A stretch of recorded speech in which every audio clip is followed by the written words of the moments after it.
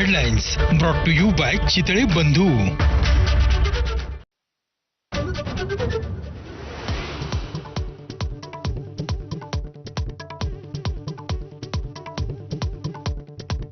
गोपनीय साक्षीदारांचे जबाब, हत्येच्या कटाविषयी विस्तृत माहिती उघड, कराड चाटे घुळे टोलीचा फास आवळण्यासाठी गोपनीय साक्षीदारांची मदत।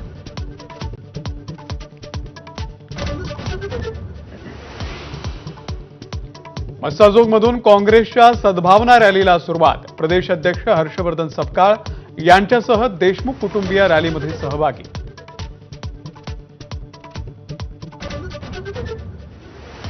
धनंजय मुंडे यांचा पाय आणखी खोलात, कृषी विभागामधल्या घोटाळ्याची सुरेश धस ईडीकडे तक्रार करणार, मुंडे आणि कराड यांनी कृषी विभागाचे 200 कोटी परस्पर उचलल्याचा धस यांचा आरोप।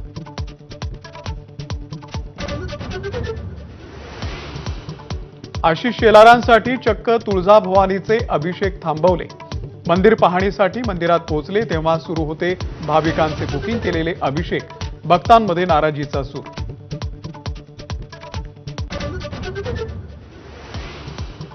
MSRTCचं अध्यक्षपद पुन्हा एकदा परिवहन मंत्री प्रताप सरनाईक यांच्याकडे, मुख्यमंत्री देवेंद्र फडणवीसांनी केली नियुक्ती, काही दिवसांपूर्वीच IAS अधिकारी संजय सेठी यांची केली होती नियुक्ती।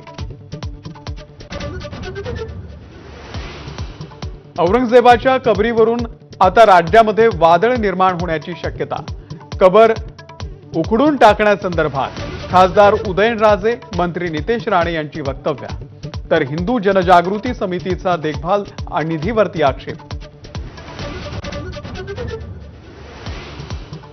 आता दुकानांच्या मराठी पाट्यांनंतर मुंबईतील हॉटेल्स, उपाहारगृह, दुकान मालकांनी मेन्यू कार्ड मराठीमध्ये करण्याचा ठाकरेंच्या शिवसेनेचा आग्रह, फोर्टमधल्या हॉटेल्समध्ये जाऊन दिले पत्रक।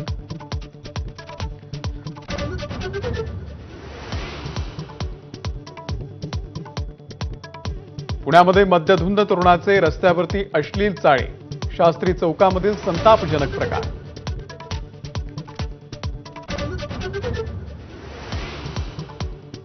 एक खून करण्याची परवानगी द्या, रोहिणी खडसेंची राष्ट्रपतींकडे पत्र लिहून मागणी, महिलांवरील अन्याय आणि अत्याचारी प्रवृत्ती आणि निष्क्रिय कायदा सुव्यवस्थेचा खून करायचा असल्याचा विचार।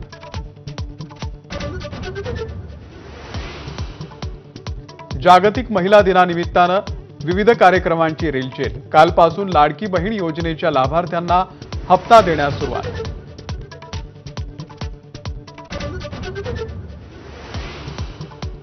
रणवीर अलाहाबादियानं मागितली महिला आयोगाकडे लेखी माफी, चूक पहिली आणि शेवटची अशी दिली रणवीरनं हमी।